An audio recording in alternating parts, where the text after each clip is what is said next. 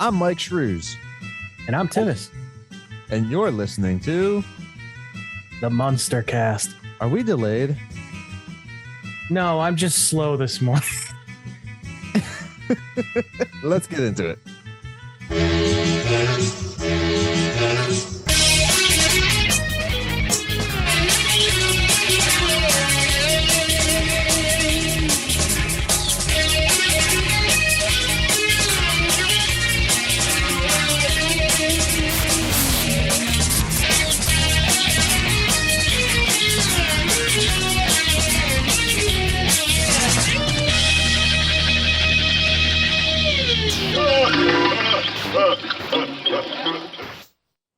All right. Again, everybody, welcome. I am Myke Shrews here with my co-host Tivis, and you're listening to the very first episode of the Munster Cast.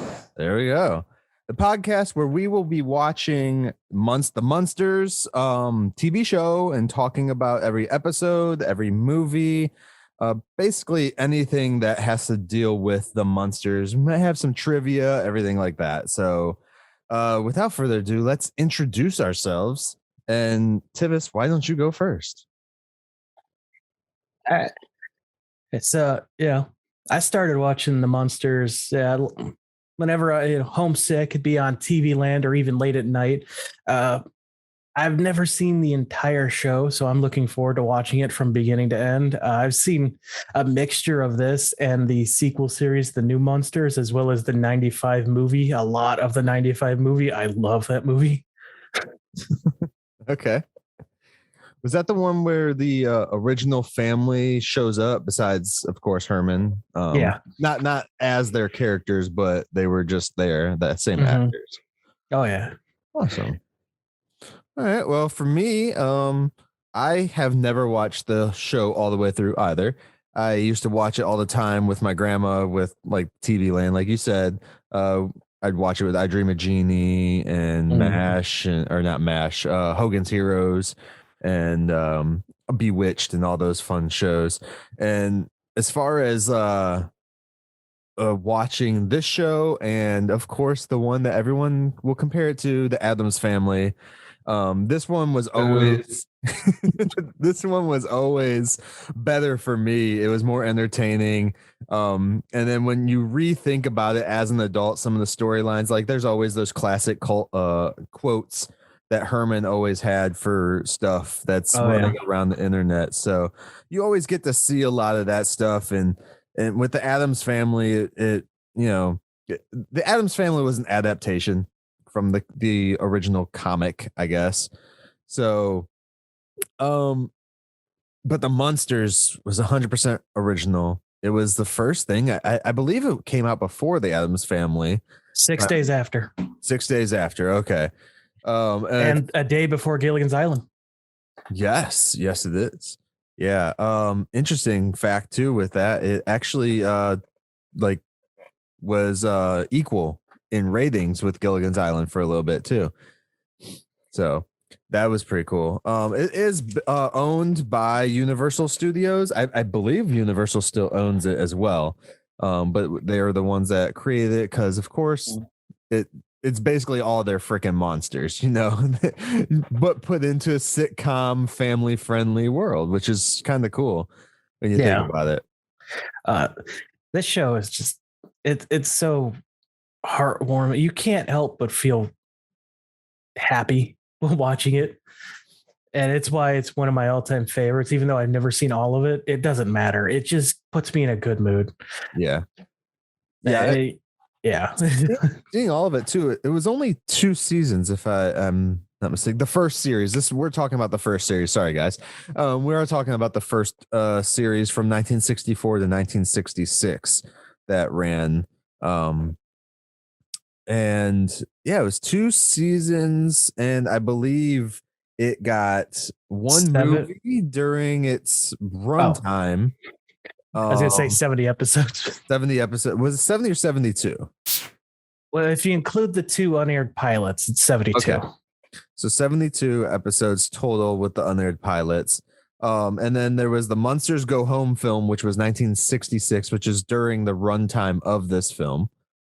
And then Mini Munsters, I don't recall if that was during or with the same cast. So I'm not sure about that. A Monster's Revenge was, though. I already screwed up. I think I called it the new Munsters. It's Munsters Today. Yes, the Munsters Today was the revival show in '88, which I never watched any of that. So if we get through this original show and people are really interested in hearing us talk about that one, maybe we'll give that a run through. To let people know where I stand as far as which version I am watching, because there are multiple formats and stuff. I'm actually watching the Munsters, the complete series that was released in 2008, which you can get on Amazon. I think it was like $10 for the complete. Yeah, we both bought it around the same time, but mine is with my father, so I'm watching on iTunes. The nice thing about this one compared to the 2012 version, which I looked up, this one actually comes with the 2 feature-length movies, The Munsters Go Home and The Munsters Revenge. So that is with this original cast then. It also comes with the unaired pilot, an episode that's in full color, Family Portrait. It does come with More Than a Munster by Fred Gwynn, which I'm guessing is like a BTS. I'm not sure. I have not dived into this because I wanted to save all my reactions for the show, and I really wanted to get it out there. And then they do America's First Family of Fright, which is an in-depth examination of it, and that's a documentary, I believe, of the actual show and the creation of it, and hearing about all the fun stuff with the Munsters, guys. Like, I know, I don't know what to say anymore about like my love for the show. Again, I'm not like a diehard fan at the moment, but maybe watching this will change that. So, yeah, it still is better than Addams Family. Oh, I don't hate the Addams Family before anyone gets on me. I just think that they got undeserved attention where the Munsters have not. Why have they been shunned to only TV movies instead of theatrical, which will be changing in the near future? Yes. They're actually, as we're recording this episode, they are shooting and filming or getting ready pre-production, I guess. I'm not sure exactly where they're at anymore. I have no idea. But it was announced that they are doing a feature-length film in God knows what year is going to be released. With Rob Zombie. Which Rob Zombie, massive fan of the Munsters. His song Dragula is literally based off of the Munsters Dragula car. So fortunately, I'm not a fan of his filmmaking, but I'll give it a try. I'm hopeful. We won't go down that rabbit hole. As far as Universal Monsters and stuff like that, I love the Universal Monsters. And they actually have some hints of some other ones in just the first few episodes. I know this too. So do you know what each of the characters are? I mean, obviously besides Herman. Well, you have Herman is Frankenstein's monster for people that he's not Frankenstein. Don't say that. He's Frankenstein's monster. Oh shit. He's Frankenstein's son, which makes him Frankenstein. Get over it. No. Yeah, Frankenstein's monster. You have Grandpa is supposed to be Dracula, if I remember correctly. They didn't say it in the episode that we're about to talk about, but they do. I do remember that. And then you have Lily is just supposed to be like a zombie woman. No, she's also a vampire or a Dracula. Okay, but Grandpa tries to bite her. Grandpa tries to bite everyone. Yeah, we'll see. Senile. And then you have Eddie, who is a werewolf. So yeah. And then Marilyn is just the regular niece. She's basically their vision of Marilyn Monroe. That's honestly like, so yeah. I actually sat down and watched episode 1, which we'll end up talking about here in a minute. Yep. And my wife I turned it on because she was like, sure, why not? Whatever. I turned it on. She had never seen a whole episode of the Munsters ever. She'd like seen like bits and pieces, clips or something like that. But she actually sat down and she seemed entertained or That must be intrigued. nice. Yeah. My wife still hasn't seen a full episode. She just rolls her eyes and said, "Why are you watching this?"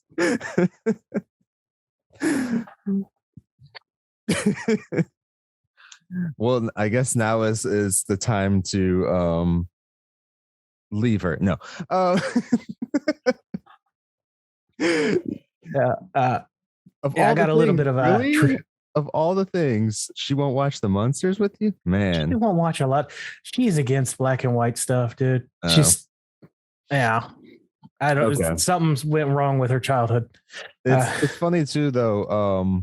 As the intro of the first episode played, I paused it for a second. I was like, do you understand the song? And she's like, what do you mean? I kept playing it and I paused it and played it and paused it. And I was like, dude, this is where they got the idea of Agatha all along. Like this is the theme song for people that ever watched that Marvel WandaVision show. Yeah. It was Agatha all along is the song that this is based on. The Munsters theme is what that song was based on. So yeah. All right. What were you about to say now? I got a little bit of some before trivia to, as we said, we'll be going over the first episode here in a moment, but this actually wasn't the first episode made. They actually made 2 pilots at 2 parts called was it My Fair Munster, which we'll get into the second one next week. I got some stuff about that, but for the first one, I'll even talk a little bit more about that after the show, or after we talk about the first episode, I should say. Well, we'll record it. I won't talk about it when we're done. But they were both written by Norm Liebman and Ed Haas. The first was directed by Norman Abbott, who we'll hear about here shortly. Mm-hmm. And the second one was directed by David Alexander, which, again, we'll talk a bit more about him next week. Okay. Let's see. This first episode, it's called Monster Masquerade. It aired September 24th, 1964. Yep. We meet the main cast, Fred, Quinn. How do you pronounce that? I'm horrible with names, people who are just now hearing us. Okay, so which name are you trying to pronounce? I'm sorry. Herman, Fred.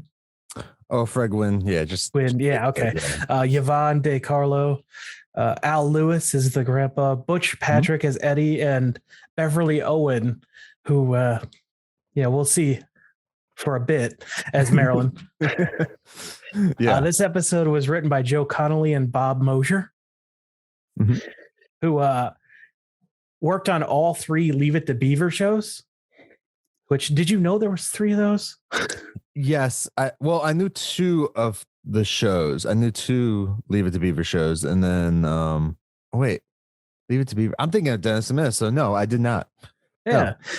No. That's crazy to me. They tried to revive that in 97. They also worked on Major Payne together. And for more modern comedy purposes, there was a TV show I'd never heard of called Karen that they both worked on. Is that like a new show or? No, that was from 64 to 65. No idea what it's about, but interesting.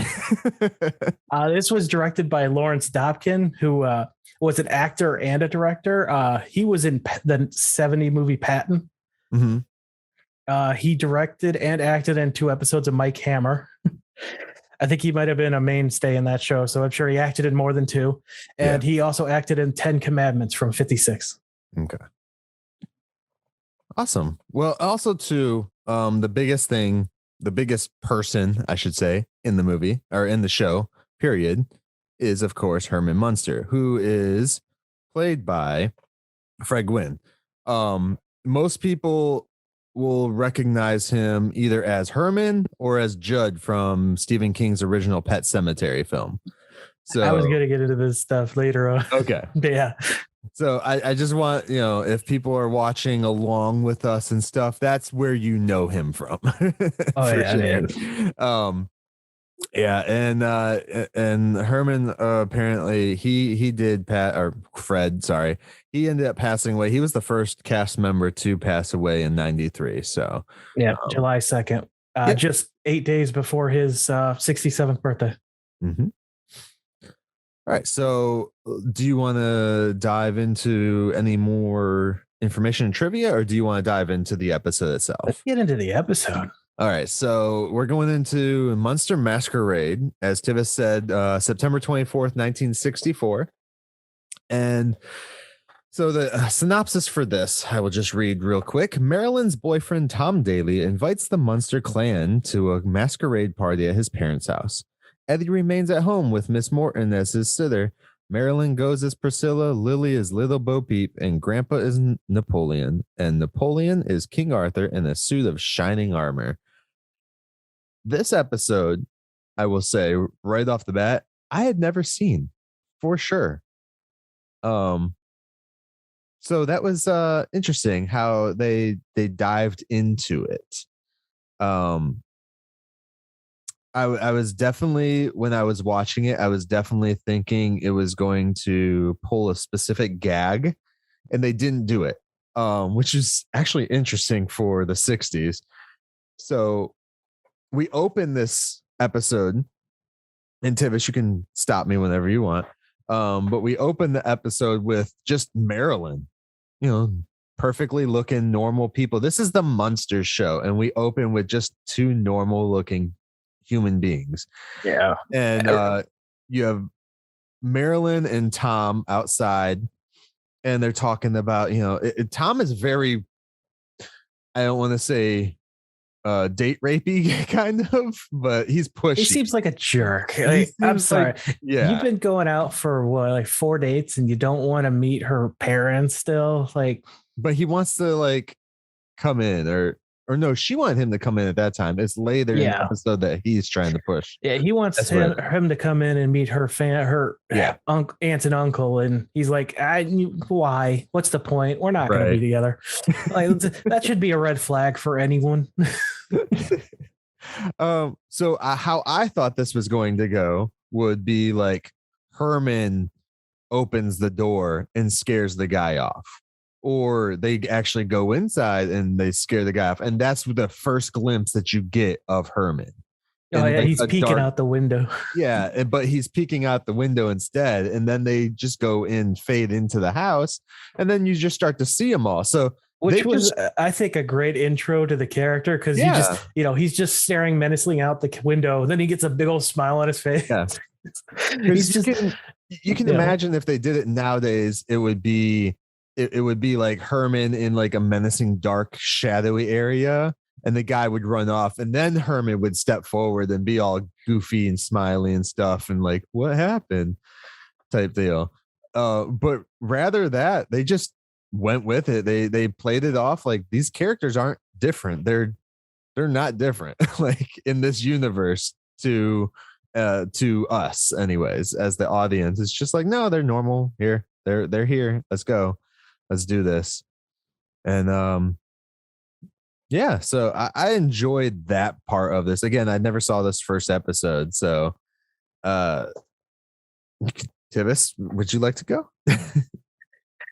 I also thought it was a really great, and it's the fact that it immediately goes to Lily, his wife, and he's just happy for their niece that she found someone. It immediately goes into the family dynamic. It's this is not going to be, the spooky show that the Addams Family is, where they're all just weird. And there was some loving connections on the Addams Family, but I don't think to the extent we see in this show. Well, too, also, when you think of the Addams Family, they're constantly talking about, you have Morticia's always death, and I'm going based on the movies anyways. Like she was always talking about death and the kids were always trying to kill each other and stuff like that. In this, it's like, no, they're just normal people that happen to be monsters, which is awesome. So, I mean, you have Grandpa always trying to bite everybody, but stop that. Yeah. I don't remember that at all, but as I was watching, I noticed that he was like trying to bite everybody. I was like, what's going on? Like every time he'd shake someone's hand or something. Yeah, even Lily in one of the credits, maybe it's all the credits. I didn't pay attention, but I saw it happen there and she like pushed him away. I was like, what is going on? Yeah, so I enjoyed the intro to the family for sure. The greatest thing about this episode is that it doesn't try and sugarcoat anything. It just dives right into it. You know, I mean, the second that they start talking, you get referential like Universal Monster references nonstop. Like, here's some Dracula references. Here's some Frankenstein references. Hey, we're dead, but can we talk about this intro that plays like almost immediately? Like, oh, talk about an iconic sound. Like anyone who's a fan of Fall Out Boy has heard it in the past, many years now. They played on the radio still. Yep. That the secret door in the stairs, that always fascinated me. Oh yeah. I think that's usually where we haven't met him yet, but Spot, their pet dragon, usually lays down there. Yeah, but Herman comes out of there too in the credits, which is interesting. Apparently there's somebody had built a house designed just like 1313 Mockingbird Lane's house. For people that don't know, that is their address. But they built the house just like it with the stair trap and everything for Spot. And they have a robotic Spot in there. Yeah. I was like, that's pretty cool. Another bit of trivia, because I learned this right before we started recording, earlier. And Tivis is shaking his head. His cat's on his desk here. His Spot. So the house is actually still around on the back lot. And if people watch Desperate Housewives, the house is on that road. Oh, really? That's awesome. Yeah. It's just painted like a bright blue or something like that, but it's the same house.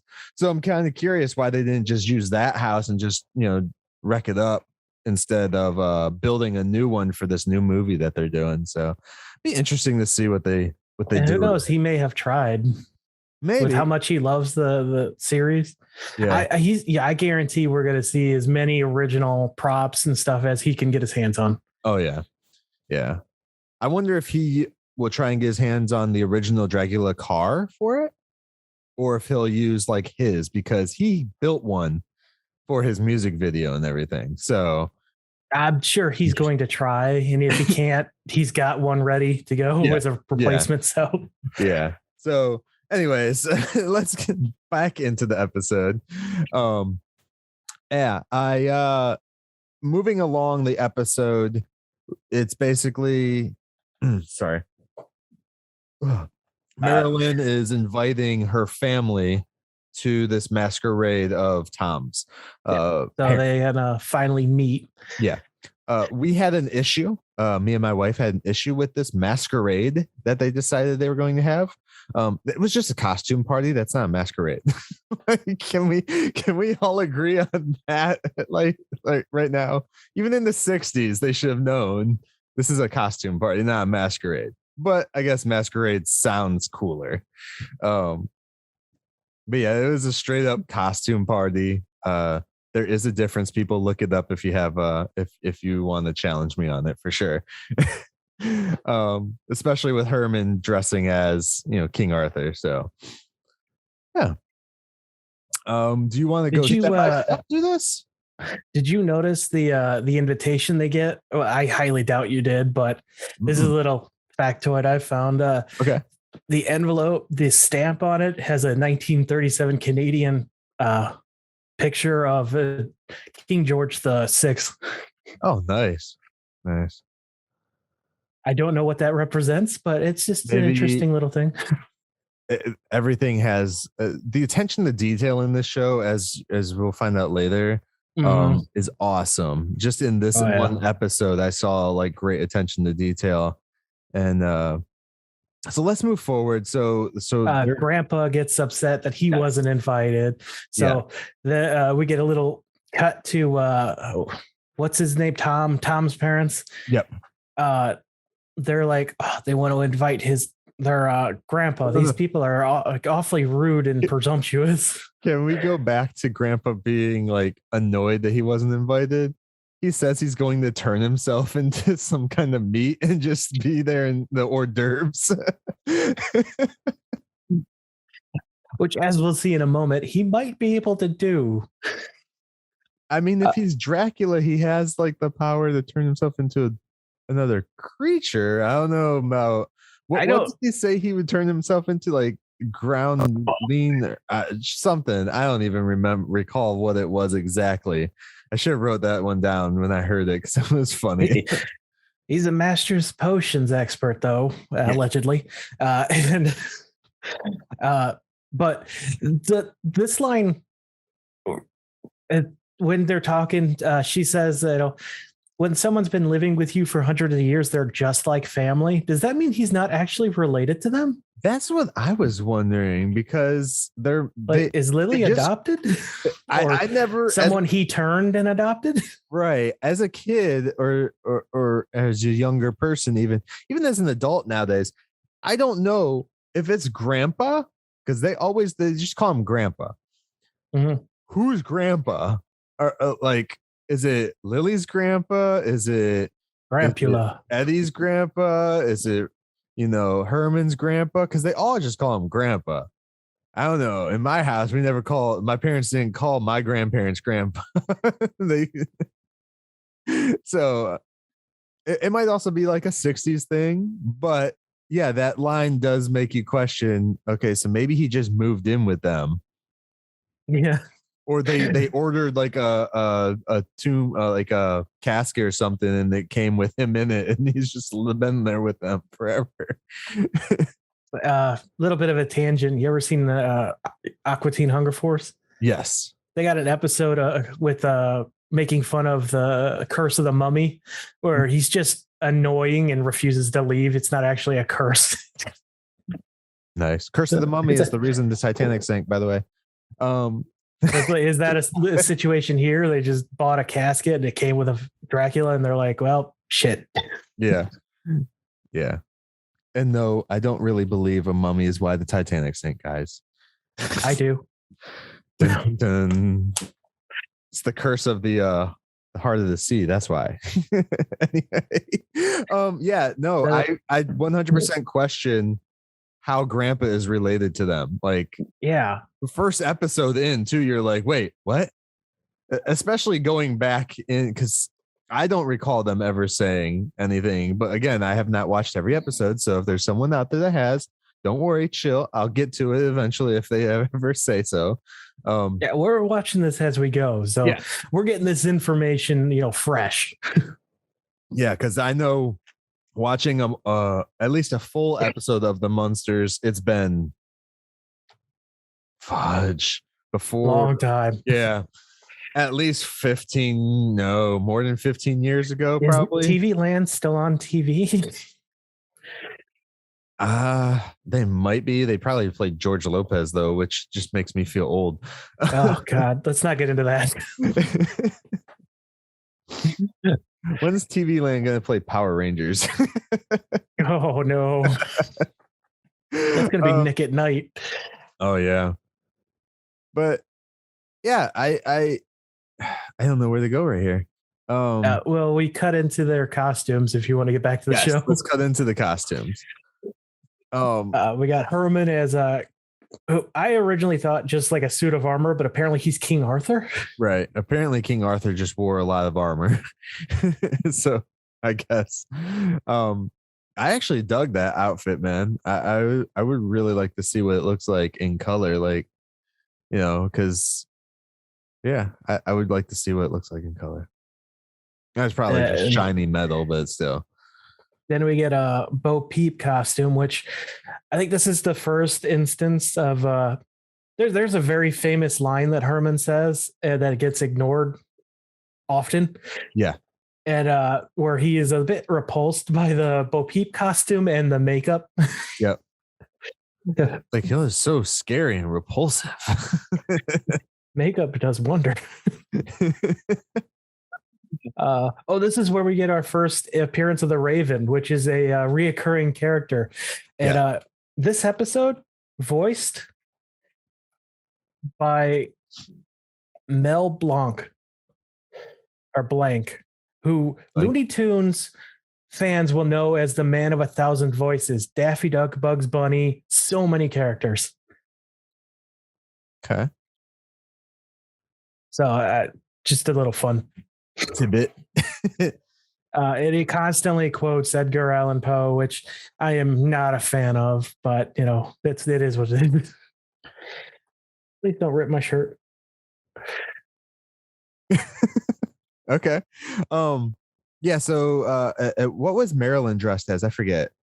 She was a pilgrim, and so was her Tom. Tom, yeah. Tom shows up, and he's dressed as a pilgrim as well.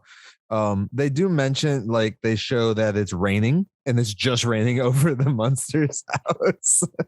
Yeah, they get upset that it stops raining. So we're getting like the weirdness of the Addams Family, where they enjoy the dreary and the weird, but it's in a much more lighter way. Okay.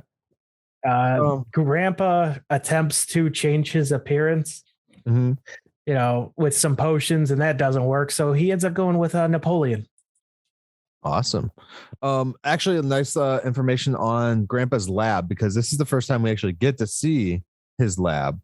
The lab was actually designed by the guy who designed the Frankenstein lab for the movie Frankenstein back then. And some of the props are some of the same exact props from that movie in Grandpa's lab, which is that's cool. Awesome. Yeah. I was like, oh, that's pretty cool. So then I'm questioning, well, did Grandpa make Herman? Yeah. Oh man. Well, yeah, there's a lot of dumb, stupid gags in there about like their preference, like the vampire stuff and the body parts and the dead and all that stuff. So then they go. Marilyn gets a babysitter for Eddie first. Yes. And so she comes over, looks at the weird house, wonder. They have a cat, apparently. I'm curious if we're ever going to see this cat again. Oh, the cat that like sounds like a tiger. Yeah. Grandpa also tries to bite her before they leave. Yep. He tries to bite everybody, man. It's crazy. I wonder if they also note that it only rains around the house. Yeah, they do note that. They do that. Like Herman comes out and it's like, oh, that it's not raining anymore. It's like, well, the babysitter is like, maybe it will. There seems to be a storm cloud only around this area. No, that was Tom that says that. That was Tom. Oh, is it Tom? Okay. Yeah. Because he comes in rained on, and she's like, why didn't you grab a raincoat? And he's like, well, it seems it's perfectly fine outside, except for right in this area. But yeah, and then Herman makes a remark about it not raining, and Grandpa's like, well, cheer up. Maybe it will be better. It will get better later, because maybe it'll start raining again or some shit like that. And moving forward, then you get to the masquerade party. Yeah, Grandpa again trying to bite Tom's mom. Yep. And all this time too, everybody's all worried about they keep making remarks that the Munsters are going to be offensive and stuff like that too. And then you find out that Tom's dad actually dressed like a Frankenstein's monster. which I totally just watched the Everyone Loves Raymond Halloween special. So I was getting the dad vibes from that. Oh, Frank doing that? Yeah. Yeah. And then when we do the whole masquerade part, it's not really a whole lot that goes on in there. They're just basically No, we find out about Grandpa's. yeah, Was it over 100 dead wives that he visits often? So he sounds like a serial killer. right. Yeah. Or he just turned them, you know. And then we have that Grandpa just pisses off for a while. And then we go into There was a great gag that I wanted. Go on. Herman wants something to drink, but he can't raise his hand, so he's asking Grandpa for help. Grandpa is watching people walk by and pours it down his suit of armor, and then later on, the suit of armor is creaking. So I thought that was a nice little touch. Yeah, and then they even when Grandpa walks away, like Herman's like shaking his leg to try and get the water out of his uniform. It's pretty funny. And then that's when Marilyn comes up to him and says, "Hey, did you meet Tom's dad?" Blah blah blah. And he's like, "Well, I shouldn't have to meet it because this is his party, hospitality. It's the host's duties to introduce themselves." So it's great that even in the first episode, they're showing these these family standard values, I guess it would be, especially for the time too.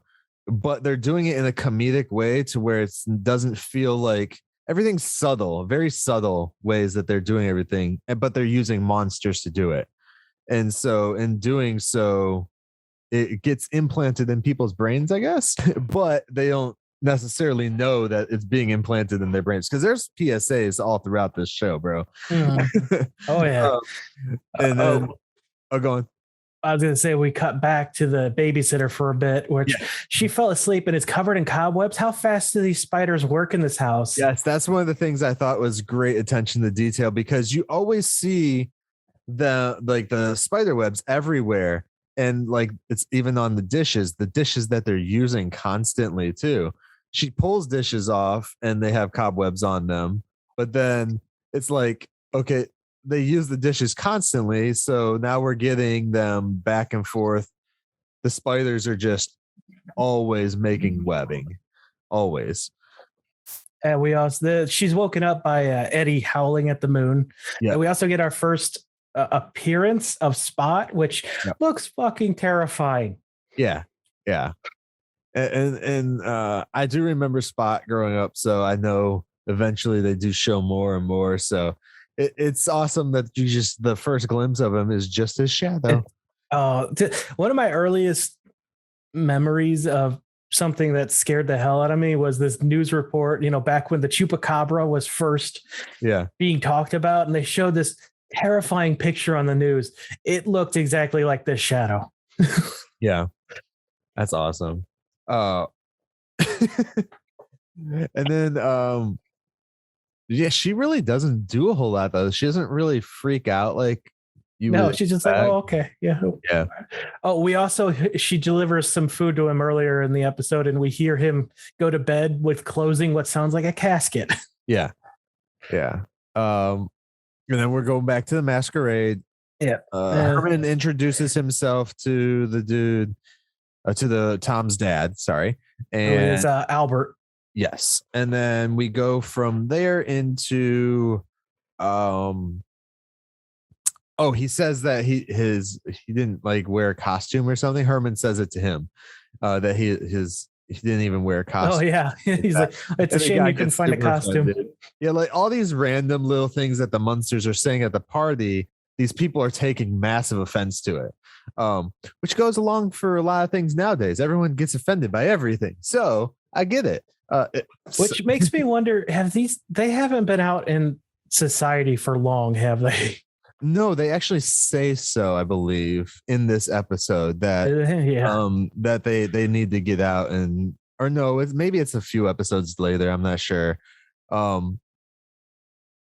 don't remember it in this one, but I'm sure we'll get to it. Yeah. So they go through, they do their stuff. Eventually Herman wins like best costume because he's Can I mention that Tom's dad is clearly into this like genie girl costume, whatever it is? Yeah, because he's constantly by her and not with Agnes, his wife. So I just wanted to point that out. Well, yeah, Herman wins the costume contest. They ask him to take his helmet off, and they're like, oh, it's a costume and a costume. But he doesn't hear this, but Lily does, and she is pissed. Yeah, they really dive onto that a couple of times in this episode where Lily is noticing that these people are criticizing their way of life, basically, or because they even say it about Eddie later down the road too, that he as they get home. Yeah. I wouldn't even know he was here if it wasn't for the peculiar howling. Yeah, and she's like, what does she mean? Don't all kids, all boys, whatever, howl at the moon? And then she, like, there's these little subtle things that are in any now times of doing this show, they would build that up and like have it build into this big dramatic thing. But in this one, it's like they're there, but then they just like brush over them too.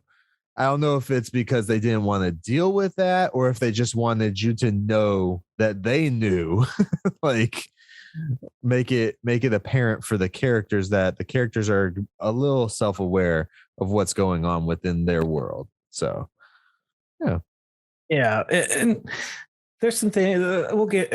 All right. Well, let's so get into it. They say that, and Lily tells it's time to go, and well, oh my God, I forgot the niece's name. Marilyn, thank you. Marilyn Monroe. Just keep that in my head. Yes. She goes to Tom and she's like, your family is so rude. And he's like, what is going on? This is one of the things I wish was a little different. Marilyn is in the normal world. She goes out quite often. She should know that her family is kind of peculiar. And I feel like she should be the bridge between the two. But she was also born into the family.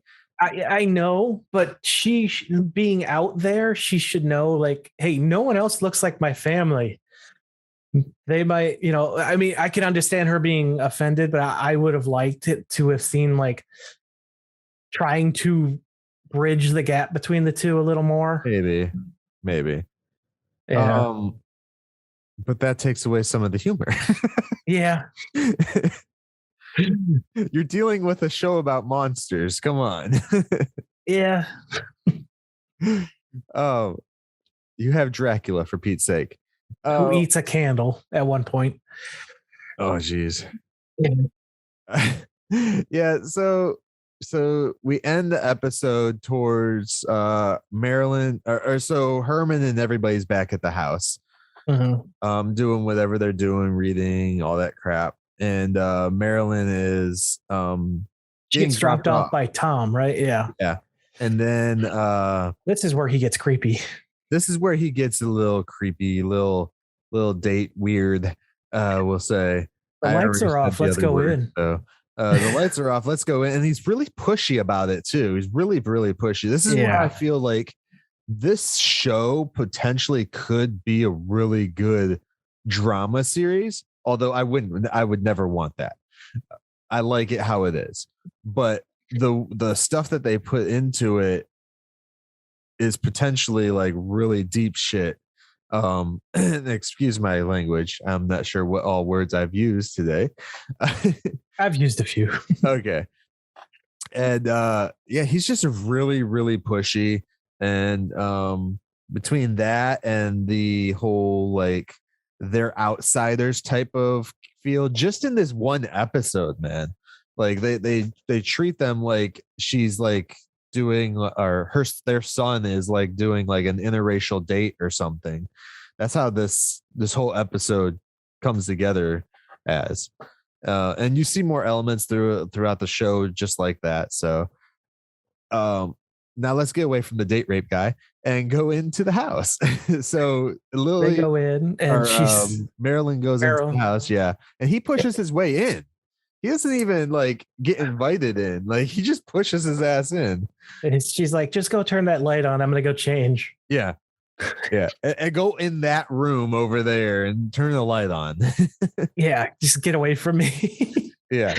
And this is where he meets Herman and Lily. Yeah. But you would think that Marilyn would know that they're up in the dark. I mean, they clearly have made it a little self-aware that she knows that they would be up still. Like, so maybe that's why she did it on purpose.